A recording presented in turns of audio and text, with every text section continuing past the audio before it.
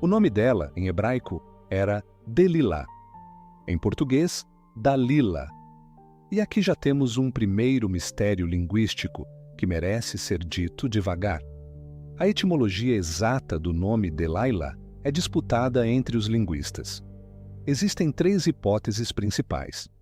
Primeira hipótese vem da raiz hebraica dalal, que significa esgotar, drenar, deixar fraco. Por essa leitura, o nome dela significaria literalmente aquela que esgota ou aquela que drena, leitura que, vamos admitir, parece quase boa demais para ser coincidência, considerando o que ela fez. Segunda hipótese vem de uma raiz semítica que significa cabelo solto ou fios pendentes, leitura que também ressoaria com a história. Terceira hipótese é nome de origem filisteia, sem cognato hebraico claro, possivelmente significando delicada ou amada. Os linguistas modernos tendem a preferir essa terceira hipótese, mas as 2 primeiras continuam circulando. E há um detalhe que poucas pregações observam. O texto bíblico, em todo o livro de Juízes, raramente nomeia mulheres. A primeira esposa de Sansão, dada a ele em casamento na cidade de Tímna, não é nomeada. A mãe de Sansão, que recebeu visita do anjo do Senhor anunciando o nascimento do filho, não é nomeada. A prostituta com quem Sansão se envolveu em Gaza não é nomeada, mas Dalila é. Recebe o nome próprio, em hebraico claro, registrado em destaque no capítulo 16 de Juízes. Esse nomear é, em si mesmo, observação narrativa. Por algum motivo, o autor inspirado quis que essa mulher entrasse na memória bíblica com identidade própria, não como genérica, não como anônima, como pessoa específica. Dalila. E isso já abre a primeira pergunta dessa história. Por quê? Por que entre todas as mulheres da vida turbulenta de Sansão, foi exatamente essa que recebeu o privilégio do nome registrado? E o que esse detalhe sutil quer nos dizer sobre o peso real do que ela representa na narrativa? Antes de irmos para dentro da história, eu preciso te pedir 3 coisas que para mim importam muito. Primeiro, curte este vídeo agora, se inscreve no canal e ativa o sininho, porque a próxima voz adormecida nas dobras do texto sagrado também precisa chegar até você. E terceiro, comenta de onde você está nos assistindo agora, qualquer cidade, qualquer país, qualquer canto do mundo. Cada nome que aparece nos comentários é a confirmação de que essa história está chegando onde precisa chegar. Você faz parte de uma comunidade que escolhe procurar profundidade, onde outros se contentam com o resumo. Então, respira fundo, deixa a luz baixa e vamos juntos para o Vale de Sorek, numa noite muito específica. Vale de Sorek. Casa de Dalila. O Vale de Sorek, em hebraico Nashal Sorek, era uma região fértil que descia das colinas centrais de Israel em direção à planície costeira filisteia. Em algumas leituras geográficas, esse vale era a fronteira entre o território israelita e o filisteu, território misto, onde os 2 povos coexistiam, comerciavam, casavam-se entre si, brigavam, sobreviviam juntos em estado de tensão permanente. Não era zona de guerra aberta, mas também não era zona de paz pura, era zona de fronteira. Numa casa específica desse vale, naquela noite, 2 personagens estavam dentro de um quarto iluminado por candeeiros de azeite. Uma mulher sentada num dos divãs comuns daquela cultura, e um homem deitado, com a cabeça apoiada no colo dela. Os cabelos longos do homem caíam sobre as pernas dela como um cobertor escuro. O homem era Sansão. Em hebraico, Shimshon, palavra derivada de Shemesh, sol, e que significa literalmente pequeno sol, ou como o sol, filho da tribo de Dan, israelita por nascimento, nazireu por consagração desde antes mesmo do nascimento, porque o anjo do Senhor tinha aparecido à mãe estéril dele, anunciando que o filho que ela teria seria Nazir, palavra hebraica que significa consagrado, separado, dedicado para Deus. E uma das marcas físicas do voto nazireu era nunca cortar os cabelos. E os cabelos de Sansão, naquela noite, estavam ali sobre o colo dela. A mulher era Dalila, e ela tinha esperado essa noite por semanas. Tinha tentado 3 vezes anteriormente extrair de Sansão o segredo da força dele. 3 vezes ele tinha mentido. 3 vezes ela tinha avisado os soldados filisteus que estavam escondidos em outro cômodo da casa. E 3 vezes os soldados tinham descoberto que a informação era falsa. Mas naquela noite, depois de pressão diária que durou dias inteiros, depois de Dalila ter chorado, ter ficado em silêncio, ter colocado em jogo a relação inteira deles, depois de ela ter dito a frase que muitos comentaristas consideram o golpe psicológico final: como me dizes, eu te amo, sem que o teu coração esteja comigo? Já 3 vezes zombaste de mim e não me declaraste em que consiste a tua grande força. Naquela noite, com os olhos cansados e o coração mais cansado ainda, Sansão finalmente falou. Disse a verdade. Disse que era nazireu desde o ventre da mãe. Disse que se algum dia o cabelo dele fosse cortado, a força que vinha de Deus se afastaria dele, e ele se tornaria como qualquer outro homem. Dalila ouviu.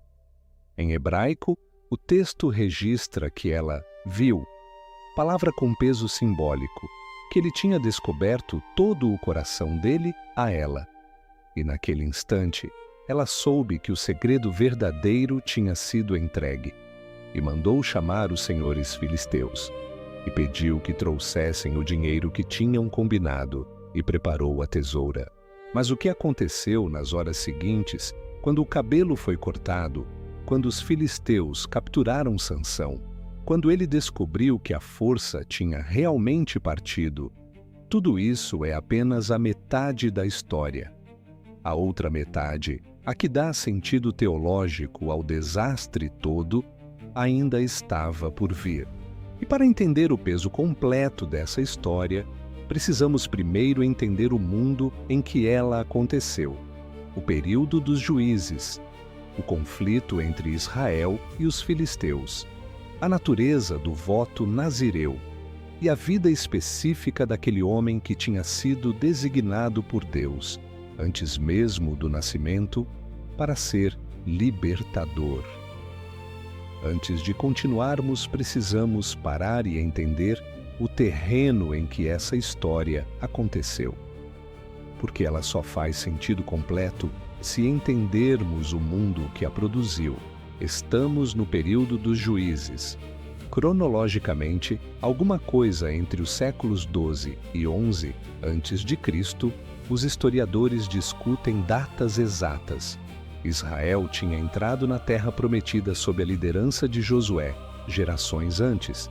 Tinha se estabelecido nas colinas centrais, tinha distribuído o território entre as 12 tribos, mas a conquista nunca tinha sido completa.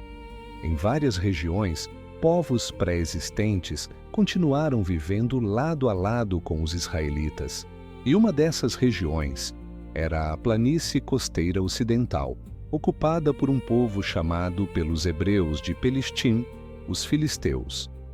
Os filisteus eram, em parte, descendentes dos chamados povos do mar, guerreiros que tinham migrado do Mediterrâneo, possivelmente de Creta ou da costa da atual Turquia, em algum momento do século 13 a.C., e que se estabeleceram em 5 grandes cidades da costa palestina: Gaza, Asquelon, Asdod, Gati, Ecrom. Eram organizados em uma confederação dessas 5 cidades, governadas por 5 senhores que o texto hebraico chama de Seranim, palavra que aparece quase exclusivamente em referência aos governantes filisteus. E os filisteus tinham vantagem técnica importante sobre os israelitas. Conheciam metalurgia avançada, trabalhavam o ferro, tinham espadas e armas que os israelitas, ainda na transição da Idade do Bronze, não conseguiam fabricar com a mesma qualidade. O texto bíblico, em 1 Samuel, vai registrar mais tarde que os filisteus monopolizavam o ferro a tal ponto que os israelitas tinham que descer à terra deles para afiar arados e enxadas. Era hegemonia tecnológica. Por causa dessa vantagem, os filisteus oprimiam Israel intermitentemente. Entravam pela planície, exigiam tributo, faziam incursões nas aldeias das colinas. E Israel, em ciclos repetidos, clamava a Deus, e Deus levantava juízes, homens e algumas mulheres com chamado divino, para liderar a libertação contra os opressores. Otoniel, Eude, Débora, Gideão, Jefté e, finalmente, Sansão. Cada um com a sua história, cada um com o seu modo de operar. Sansão era diferente de todos os outros juízes. Não liderou exército, não convocou tribos, não organizou estratégia, operou sozinho, era homem só, força bruta animada por algo que o texto bíblico chama de Ruach Adonai, o Espírito do Senhor que se apoderava dele em momentos específicos, dando-lhe capacidade sobre-humana. Matou um leão com as mãos, quebrou cordas como linhas de teia, carregou as portas inteiras de Gaza, matou 1000 homens com a queixada de um jumento. E essa força sobre-humana estava ligada ao voto nazireu. Em hebraico, a palavra nazir vem da raiz NZR, que significa separar, consagrar, distinguir do que é comum. O voto nazireu, descrito em detalhe em número 6, era uma consagração temporária ou permanente em que a pessoa se comprometia com 3 restrições principais: não beber vinho nem qualquer produto da uva, não ter contato com cadáveres ou com qualquer tipo de impureza ritual de morte, e não cortar os cabelos durante o período do voto. O cabelo crescido e nunca cortado era marca visível, identificação pública, sinal externo da consagração interior. E Sansão era nazireu não por escolha pessoal. Era nazireu desde o ventre da mãe, voto perpétuo anunciado pelo anjo antes do nascimento dele. Os cabelos longos dele não eram capricho estético, eram identidade pactual. Eram a marca que dizia ao mundo que aquele homem pertencia, num sentido especial, a Deus. E aqui está o detalhe que muitas pregações superficiais sobre Sansão perdem. A força dele não estava nos cabelos, a força dele estava no Espírito do Senhor que vinha sobre ele. Os cabelos eram apenas o sinal externo do pacto que tornava possível essa visitação do Espírito. Quando os cabelos foram cortados, não foi como se uma magia tivesse sido quebrada. Foi como se o pacto tivesse sido publicamente rompido. E o espírito que vinha sobre Sansão, por causa do pacto, se afastou em consequência.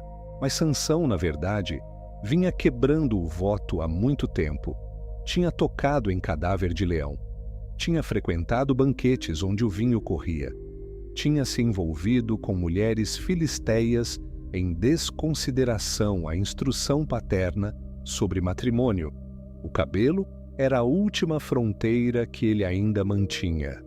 Quando essa fronteira caiu, foi mais consequência simbólica de uma deserção que vinha sendo cometida há anos do que uma surpresa única e súbita. E é nessa biografia complicada, biografia de juiz consagrado, mas comprometido, de força gigante, mas julgamento fraco, que entra a história de Dalila. E para entender quem eram os personagens dessa história específica, precisamos olhar com mais cuidado para cada um deles. 4 grupos de personagens convergem nesta história. Vamos conhecê-los um por um. O primeiro é Sansão. Já vimos a etimologia do nome, Shimshon, pequeno sol, filho de Manoá e de uma mulher cujo nome o texto não registra, da tribo de Dan, nascido depois do anúncio do anjo, consagrado nazireu desde o ventre. Mas Sansão, como pessoa, era figura de contradições internas que o texto bíblico não esconde. Era forte fisicamente, mas fraco emocionalmente. Era escolhido por Deus, mas atraído por mulheres que viviam fora do pacto de Israel. Era juiz designado para libertar Israel dos filisteus, mas a vida amorosa dele era inteiramente envolvida com filisteias. A primeira esposa dele tinha sido uma mulher de Tímina, filisteia. Tinha desafiado o conselho dos pais para casar com ela. O casamento terminou em desastre, com a mulher entregando o segredo do enigma de Sansão aos parentes dela. Depois disso, Sansão passou um tempo com uma prostituta em Gaza, também filisteia. E agora, em sua maturidade, estava envolvido com Dalila, provavelmente filisteia também, pelo menos pela cultura, embora o texto não declare isso explicitamente. Esse padrão repetido é detalhe importante. Sansão tinha vício em mulheres do território adversário, e essa atração funcionou durante anos como ponto de fragilidade emocional que os inimigos políticos conseguiam explorar. Os filisteus, quando precisaram derrubar Sansão, sabiam onde atacar. Não atacaram a força dele, sabiam que era inútil. Atacaram o ponto fraco, e o ponto fraco era exatamente as mulheres que Sansão escolhia amar.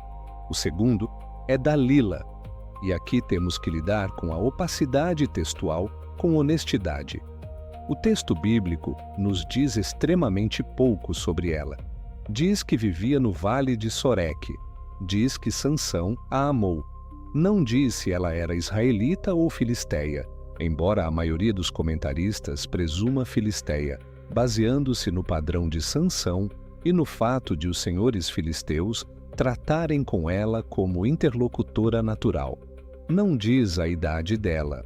Não diz se ela era casada antes, viúva, jovem solteira, profissional do prazer. Não diz se ela amava Sansão de volta.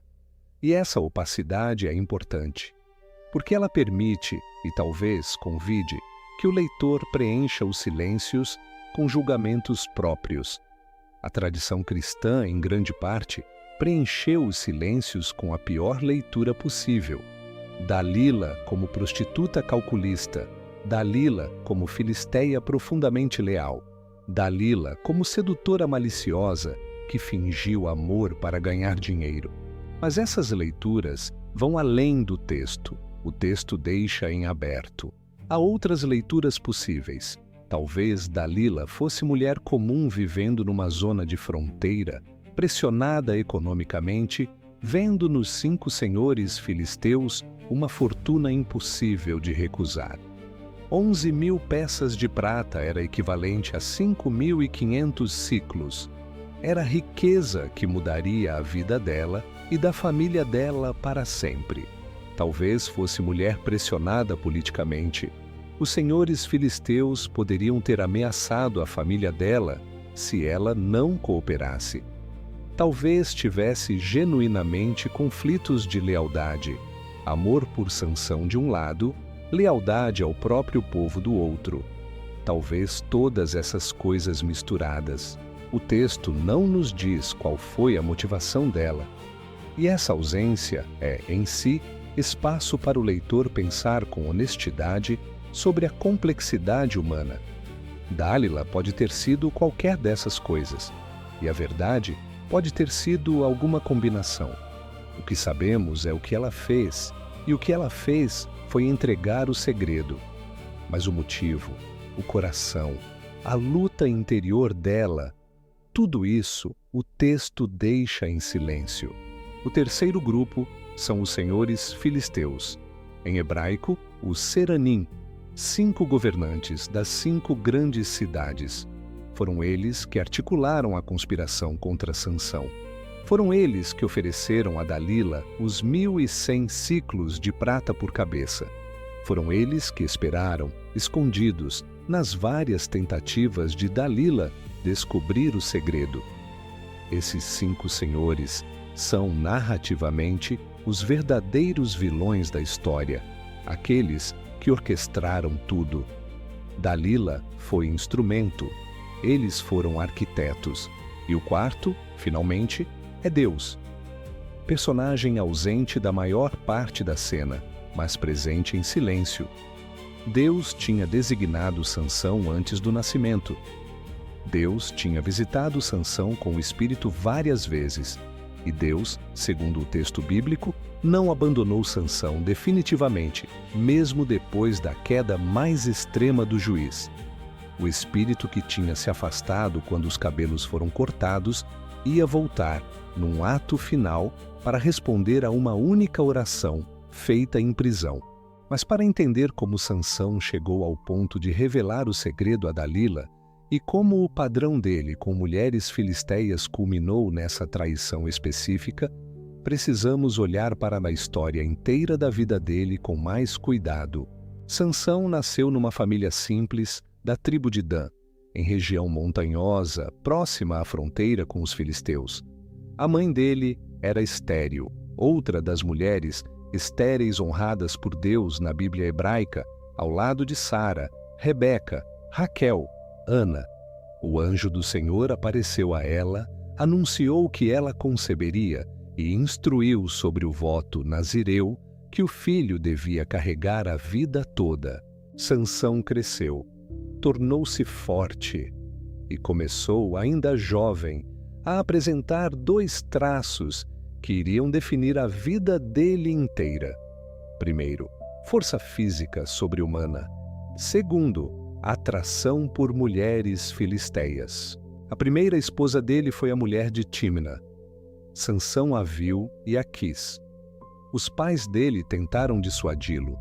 Disseram, com a sabedoria do tempo deles, que havia mulheres entre as filhas do próprio povo, que ele não precisava buscar esposa entre os filisteus incircuncisos. Sansão recusou o conselho. Disse, tomai-a para mim, porque ela me agrada aos olhos. Foi declaração de teimosia que vai se repetir várias vezes. Sansão decidia pela emoção, não pela sabedoria. Pela estética, não pelo pacto.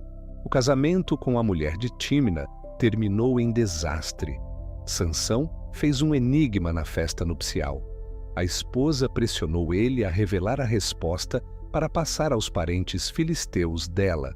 Sansão, depois de ela chorar por 7 dias, cedeu. Primeira vez que mulher filisteia consegue tirar dele um segredo importante. O resultado foi conflito, perda da esposa e uma série de retaliações violentas entre Sansão e os filisteus que duraram anos. Depois de Tímna, veio Gaza. Sansão foi à cidade filisteia central e visitou uma prostituta. Os filisteus souberam, esperaram nele à porta da cidade durante a noite para matá-lo de manhã. Mas Sansão acordou antes, arrancou as portas inteiras da cidade, cada uma pesando provavelmente várias toneladas, carregou-as nos ombros e levou ao alto de um monte próximo a Hebron. Foi gesto de provocação espetacular, mas também sinal de que o padrão estava se intensificando. Sansão se tornava cada vez mais audacioso, cada vez mais provocador, cada vez mais focado em desafiar os filisteus diretamente. E então veio Dalila. E essa relação, diferente das outras duas, durou mais tempo. O texto diz que Sansão amou Dalila, palavra hebraica, Vayehav, Ahav. É a primeira vez que o texto usa o verbo amar para descrever os sentimentos de Sansão por uma mulher. Com a mulher de Tímna, O texto disse apenas que ele a queria aos olhos. Com a prostituta de Gaza, não houve verbo afetivo. Com Dalila, Sansão amou. E essa foi a diferença. E essa foi a fragilidade. Os senhores filisteus perceberam, foram a Dalila, ofereceram a fortuna, pediram que ela descobrisse o segredo da força. E Dalila aceitou. Vamos parar agora e olhar com calma o que aconteceu nas semanas seguintes. Porque o que parece, à primeira leitura, uma única noite de traição, foi na verdade um processo gradual que revela tanto sobre Dalila quanto sobre Sansão. Dalila tentou 4 vezes, 4 tentativas, cada uma seguindo padrão similar. Ela perguntava o segredo da força. Sansão dava uma resposta falsa. Ela testava a resposta. Havia filisteus escondidos em outro cômodo da casa esperando o momento certo. A resposta se mostrava falsa. Sansão escapava. Primeira tentativa. Dalila pergunta. Sansão responde: se eu for amarrado com 7 cordas frescas que ainda não secaram, eu ficarei como qualquer outro homem. Dalila amarra. Os filisteus saem do esconderijo gritando: Sansão, os filisteus contra ti. Sansão rompe as cordas como linhas de estopa. Segunda tentativa. Dalila pergunta de novo. Sansão responde: se eu for amarrado com cordas novas com que nunca se fez obra alguma, eu ficarei fraco. Dalila amarra. Os filisteus saem. Sansão rompe as cordas como linhas. Terceira tentativa. Dalila pergunta de novo. Sansão dá uma resposta mais elaborada.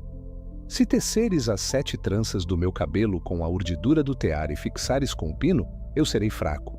Dalila tece. Bate o pino, chama os filisteus.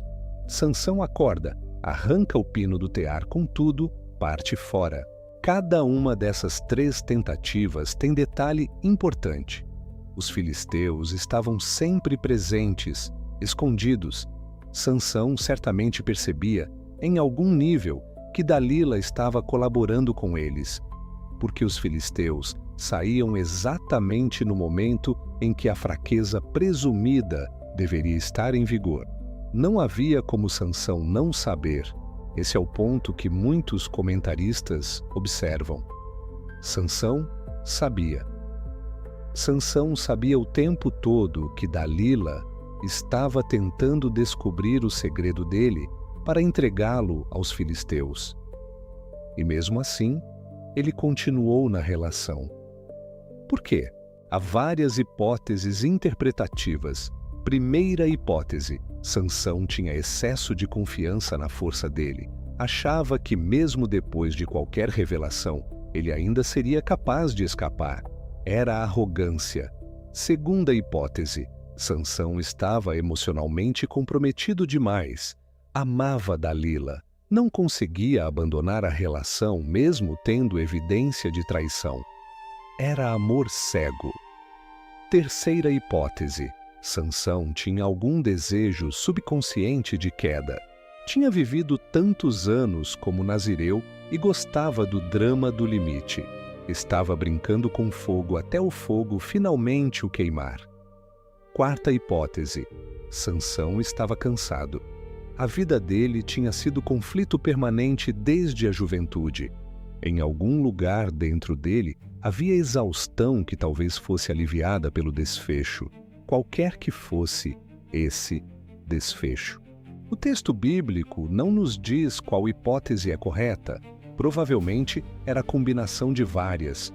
O que sabemos é que Sansão continuou, e que Dalila continuou também. E a quarta tentativa foi diferente. Na quarta tentativa, Dalila usou um método novo. Não apenas perguntou, pressionou.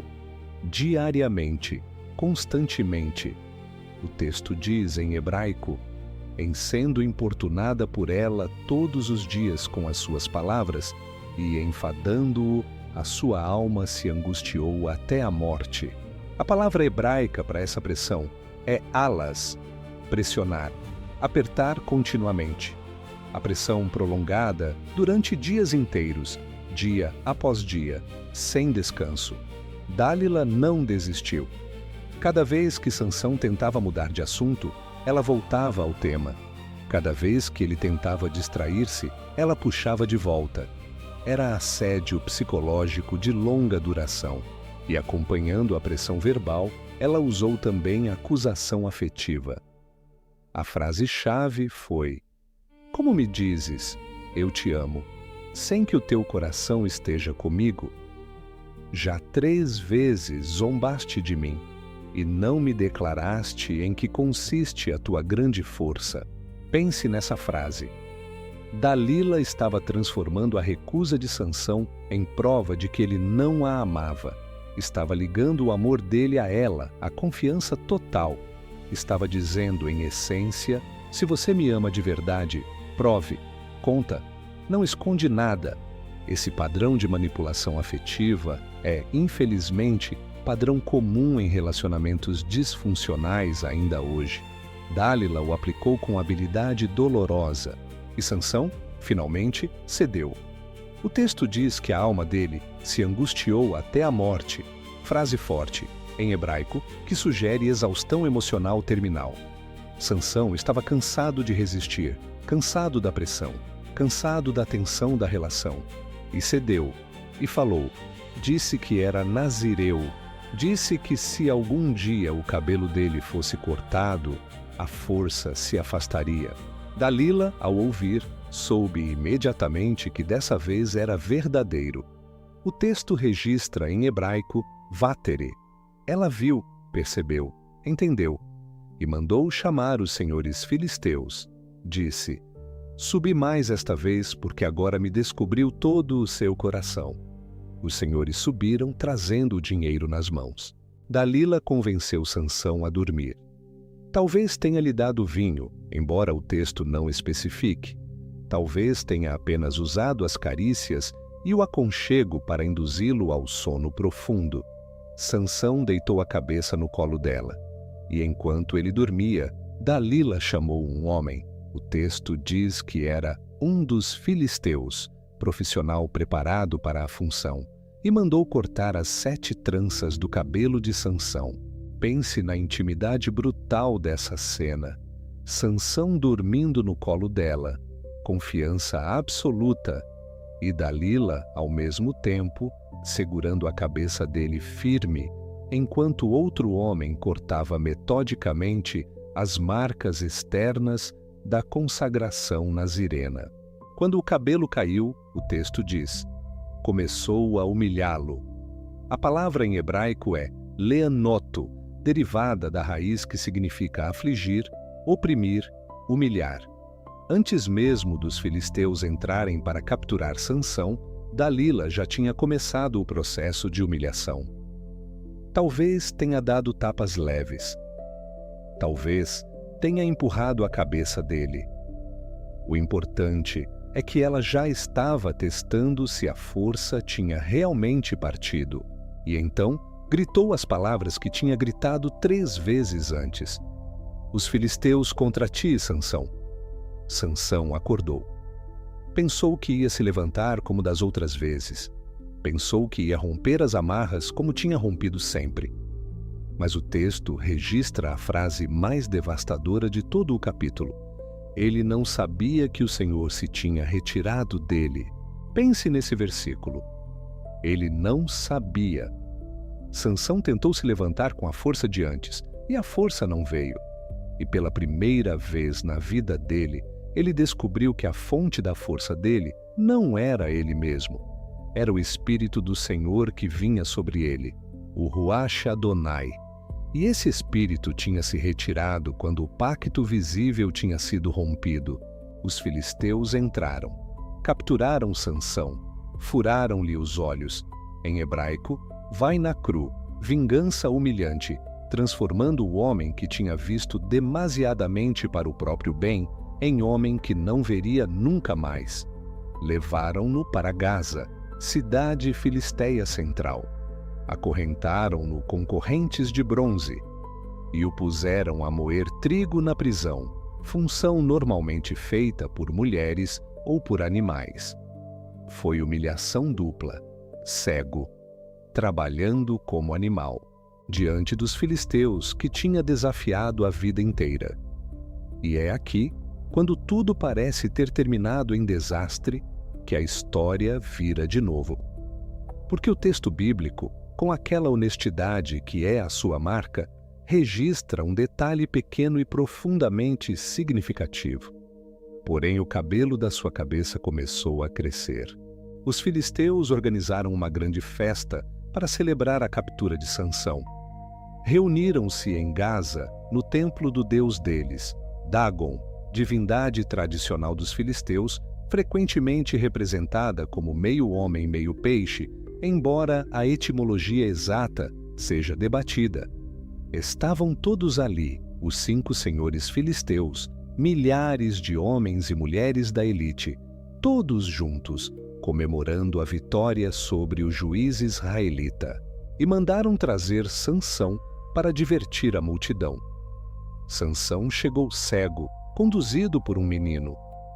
Ele pediu ao menino que o colocasse junto às colunas centrais que sustentavam o templo. Disse que queria descansar encostado nelas.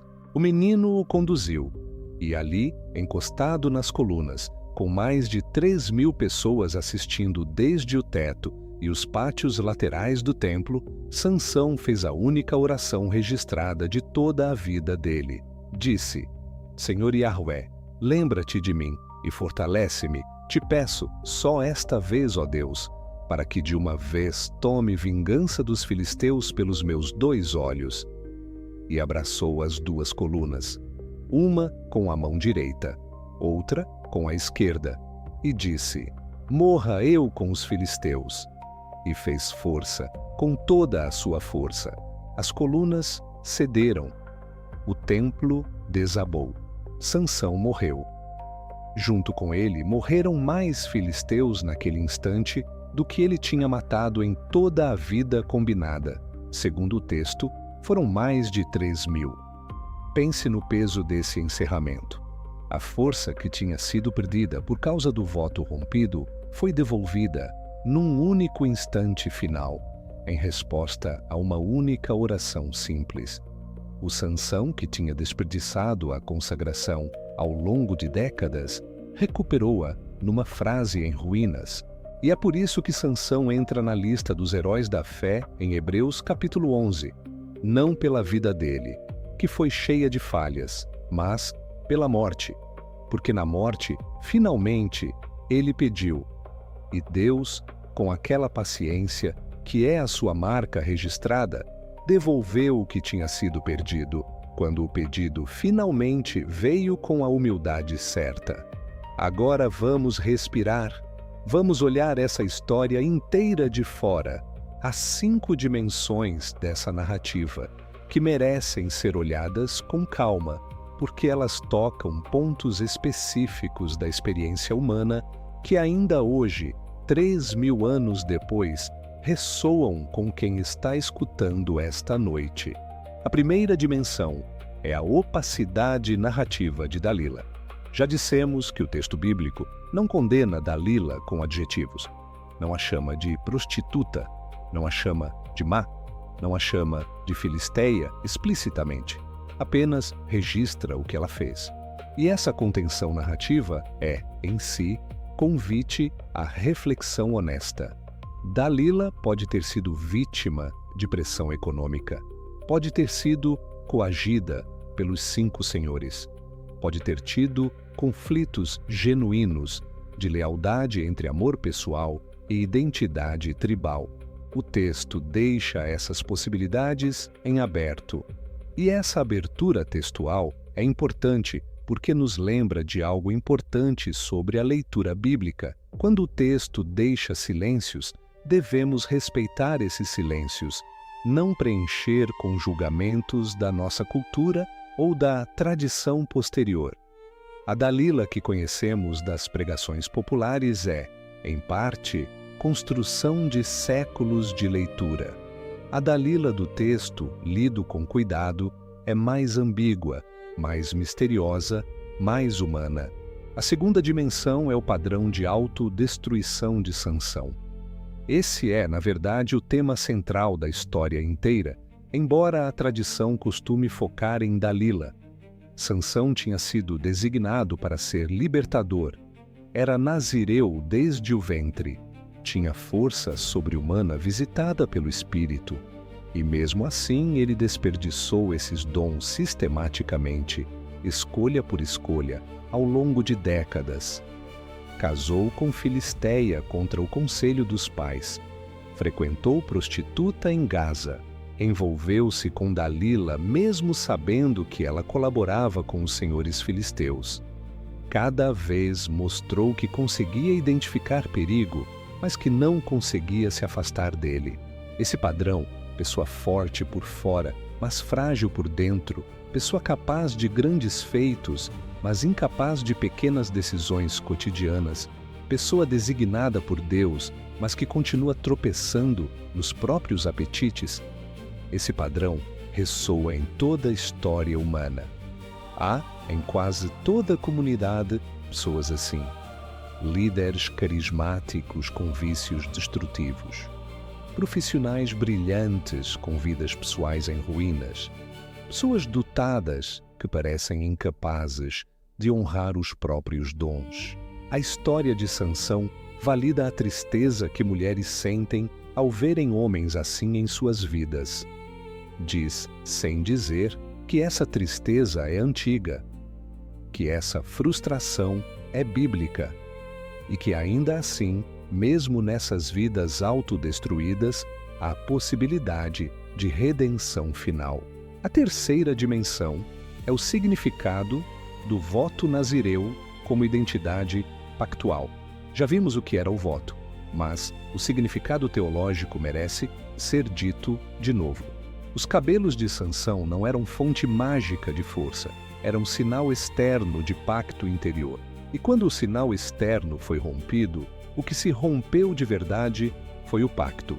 A magia não estava no cabelo, estava na consagração que o cabelo representava. Esse princípio aplica-se ainda hoje a qualquer pessoa que vive sob algum tipo de pacto espiritual. As práticas externas, oração, jejum, leitura, frequência à comunidade de fé, não são em si mágicas, mas são marcas externas de algo interior.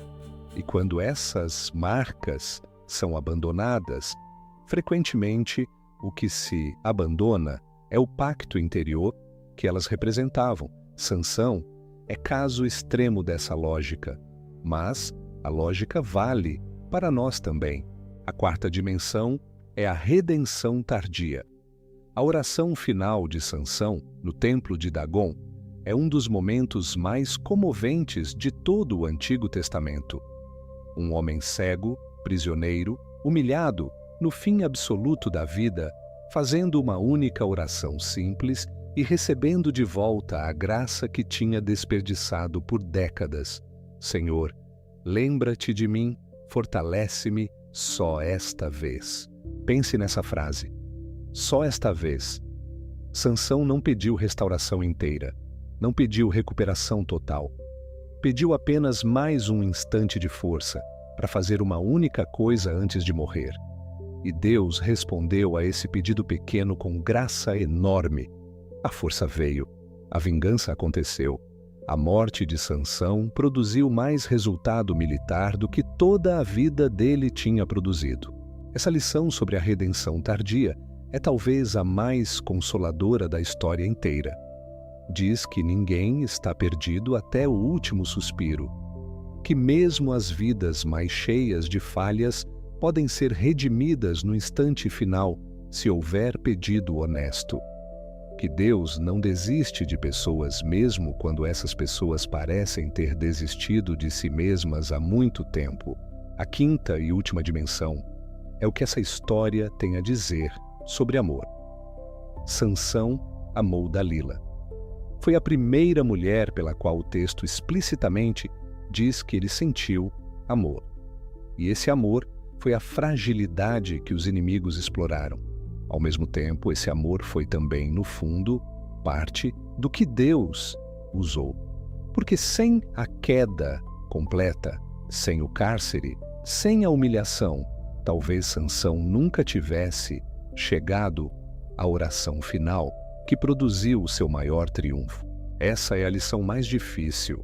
Às vezes, as quedas que mais doem são exatamente as que produzem a humildade que estávamos precisando. Às vezes, os amores que parecem nos destruir são, paradoxalmente, parte do caminho que Deus está usando para nos trazer ao chão, de onde vamos finalmente olhar para cima. Não estou dizendo, com isso, que devemos buscar relacionamentos destrutivos.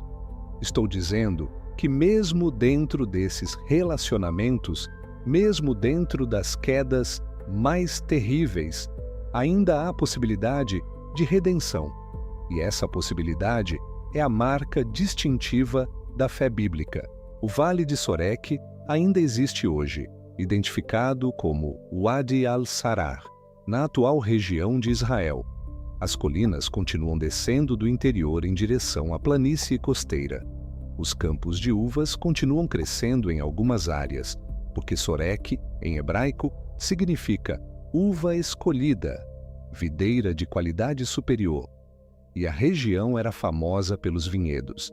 As ruínas de Gaza, onde Sansão morreu derrubando o templo de Dagon, continuam sendo escavadas em camadas arqueológicas que confirmam parte do mundo descrito no texto bíblico.